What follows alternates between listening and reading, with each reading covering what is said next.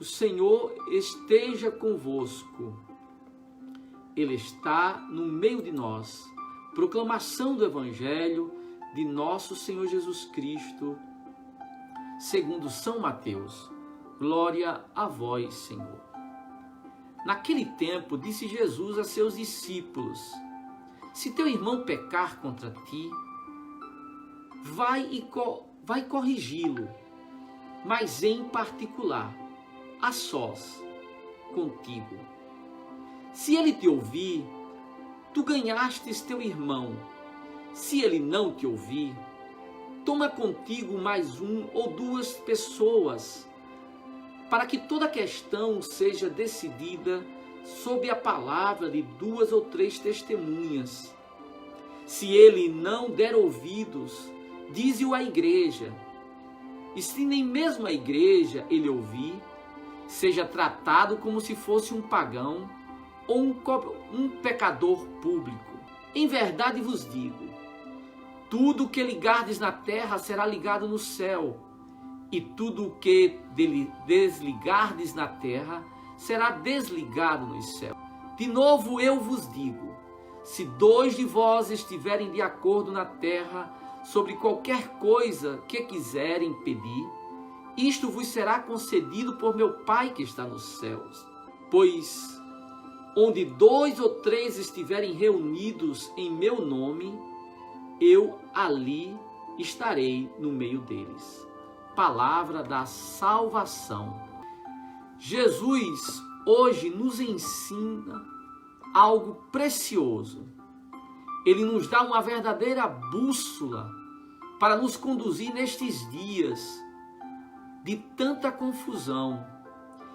Ele nos dá um mapa para o reto agir nestes dias de desorientação existencial. Para compreender-o melhor, para compreender os seus ensinamentos, nós precisamos ter presente o fato de que Jesus, no Evangelho de Mateus, ele faz 5 sermões. Jesus realiza 5 pregações. A primeira é o Sermão da Montanha, capítulos 5 a 7. A segunda pregação é o Sermão Apostólico, no capítulo 10 de Mateus. O terceiro sermão é aquele das parábolas, no capítulo 13. O quarto sermão é o sermão eclesial, isto é, um sermão para a igreja, no capítulo 18. E, por fim, o sermão escatológico, nos capítulos 24 e 25. Isso significa que as palavras que foram ditas, o ensinamento aqui apresentado, se insere no contexto do seu ensinamento sobre como deve ser, viver e agir a comunidade que nascerá da sua morte e ressurreição. Como deve ser a comunidade da nova aliança. Em outras palavras, Jesus está dando orientações para a igreja, especialmente para os seus líderes. É disso que se trata a perícope em questão, pois faz parte, como já dissemos, do sermão eclesial. Você pode estar dizendo, mas eu não sou padre, eu não sou freira, eu não sou coordenador de pastoral, de grupo ou movimento. Mas pode ser que você seja pai ou mãe. E se você é pai, se você é mãe, você é líder da igreja doméstica. E assim sendo, este ensinamento vai ser precioso na sua condução da igreja, que é a sua casa, que é a sua família. Estamos vivendo a Semana da Família. Esse ensinamento é para você, sim. Porque, de qualquer forma, mesmo que você também não seja pai ou mãe, você é líder de si mesmo e deve conduzir sua vida como igreja de Deus. É curioso que o Senhor, ele começa a partir de uma situação hipotética. Não é difícil perceber que o ensinamento dele parte de uma situação hipotética. Porque a frase começa com um se. Existem muitos tipos de hipóteses. Existem hipóteses prováveis e hipóteses improváveis. Pois bem, Jesus começa com uma situação provável. É certamente algo que aconteceu ou acontecerá em nossas vidas, né? Ele diz, se alguém pecar. É quase certo que isso acontecerá ou acontece, porque todos nós somos falíveis. Eu que vos falo e vocês que me ouvem. Portanto, esse é um ensinamento precioso para a nossa vida, porque se trata de algo que certamente ocorreu, ocorre ou ocorrerá com cada um de nós. Ele começa dizendo, se um irmão pecar. Aqui eu faço uma observação. No texto litúrgico se coloca aí esse acréscimo, se alguém pecar contra ti. Porque essa passagem bíblica, ela tem um problema textual. Ou seja, os exegetas, quando a estudam, se dão conta que muitos manuscritos não possuem esse contra ti. Em grego se diz eise. Mas de fato a Vulgata, que é o texto base para a tradução tanto da Bíblia católica como do texto litúrgico, possui esse contra ti. Todavia, é importante ter presente o fato de que os exegetas entendem que este contra ti, ele não pertence ao original, não se encontra no original grego. Isso depois de um trabalho de crítica textual. Isso significa, irmãos, que se nós partirmos se o irmão pecar contra ti, isso quer dizer que nós só iremos corrigi-lo se o erro for pessoal, contra mim. Sem o contra ti, nós percebemos que esse mandamento, essa orientação é mais ampla e não se limita a uma ofensa pessoal. Se alguém pecar, o que devo fazer? Esse aqui é o ponto. Não só se alguém pecar contra mim, é se alguém pecar de modo absoluto. E penso que esta deve ser a interpretação ou a colocação mais provável. O Senhor está nos dando orientação para que se alguém pecar, não apenas contra mim. Este é o ponto. Veja, se alguém pecar, o que devo fazer? Muitas pessoas já ouviram o ensinamento de Jesus no Sermão da Montanha, ou seja, no primeiro sermão. Esse é o quarto. E lá em Mateus 7:1, nós ouvimos Jesus dizer que nós não devemos julgar. O que acontece é que alguns imaginam que se alguém pecar contra você, você não pode fazer nada, pois Jesus disse para você não julgar.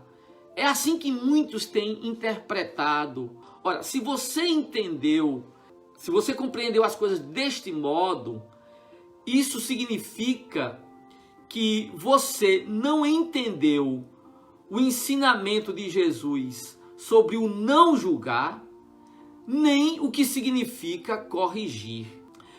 O mundo em que nós vivemos, o mundo de hoje, foi introjetado nele a ideia do politicamente correto. Essa ideia nos impede de corrigir. Eu diria que isso é um vírus. Com essa ideia do politicamente correto, os pais não podem corrigir os filhos. Tem até a lei da palmada. Imaginem.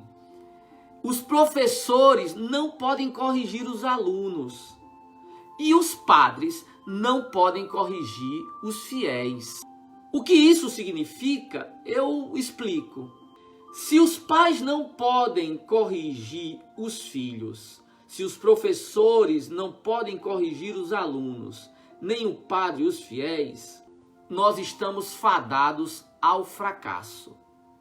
É importante perceber que essa postura do politicamente correto é apresentada com um verniz de virtude, de bondade, como parte de um processo civilizacional.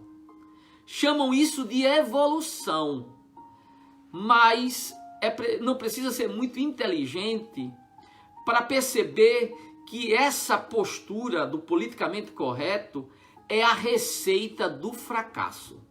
Todo progresso só vem pela correção. Todo progresso formativo, isso quer dizer, na formação que os pais devem dar aos filhos, ele só é possível com a correção. O pai precisa corrigir o filho. Se o professor não disser ao aluno que ele errou, como aquele aluno poderá progredir no conhecimento, poderá progredir intelectualmente? Se o padre não ensinar com precisão os mandamentos de Deus, como o fiel irá crescer nas virtudes? Eu diria que essa ideia do não corrigir é uma espécie de cavalo de Troia inoculado na nossa cultura. O resultado deste tipo de postura estão se revelando desastrosos. Alunos que não aprendem, filhos que não vencerão na vida e fiéis que não progredirão na virtude. Então, se alguém pecar, o ensinamento de Jesus é claro. Se alguém pecar, corrija-o. Essa ideia do politicamente correto não tem base no ensinamento bíblico, não tem base nos ensinamentos evangélicos, não faz parte do ensinamento de Cristo.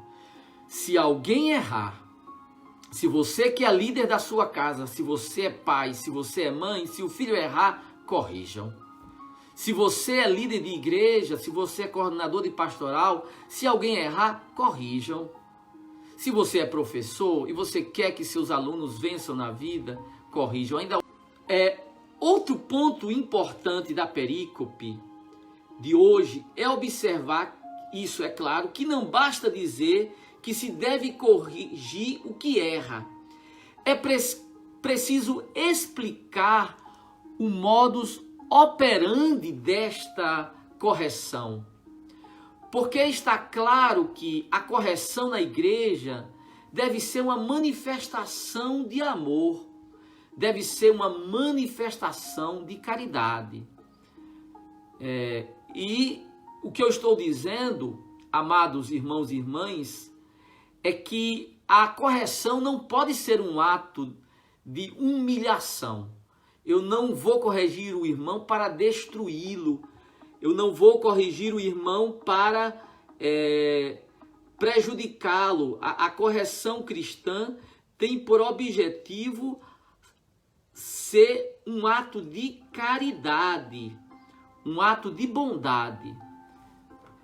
E é nesse sentido que nós vemos que a correção cristã segue, vamos dizer assim, um certo protocolo. Tanto é que Jesus disse, se alguém errar, fala com ele sozinho, em segredo. Um ato de delicadeza. Depois, se não der certo, chama 2 testemunhas. Por fim, apresenta a igreja. E se nem a igreja, a pessoa se deixar conduzir pelo ensinamento dela, você deve discipliná-la.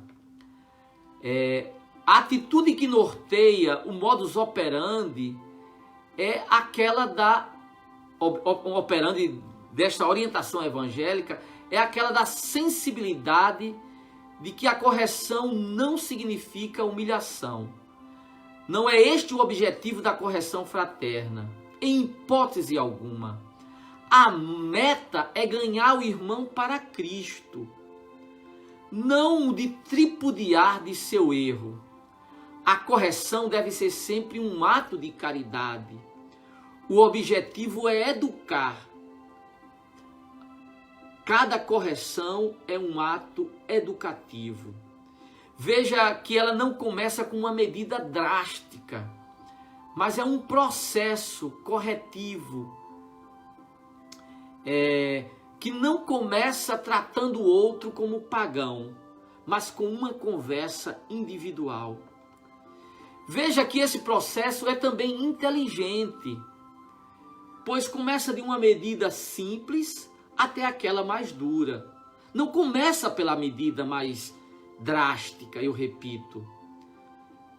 Por outro lado, não se repete a mesma estratégia, imaginando poder ter um resultado diferente fazendo as mesmas coisas. Observe que há uma gradação: fala individual, depois chama 2 testemunhas, apresenta a igreja e, por fim, a disciplina.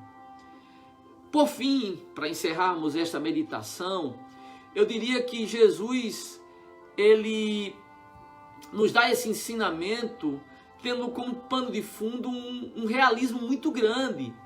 Ele sabe que esse procedimento corretivo pode não dar certo, porque aqui não se trabalha com o melhor resultado, mas com o melhor esforço possível. Essa é a única coisa que nós podemos garantir, é que nós faremos o melhor para ajudar o irmão. Nós não podemos garantir que o nosso processo corretivo vai dar certo. Se o irmão pecar, nós vamos corrigir com amor, com inteligência, consciente de que podemos ter o melhor resultado, e é por ele que nós trabalhamos, mas conscientes que também pode ser que não dê certo, pode ser que o irmão não se emende, mas se isso ocorrer, nós estaremos com a consciência tranquila de que nós fizemos o que podia ser feito para salvar aquele irmão. O que não pode acontecer é de um irmão errar e você não corrigir. O que também não pode acontecer é de um irmão errar e você corrigir sem caridade, porque isso é igualmente desastrado. O ensinamento de Jesus é: se um irmão errar, corrijam. Corrijam com inteligência, corrijam com caridade, corrijam com amor, tendo como meta a sua salvação. Louvado seja nosso Senhor Jesus Cristo.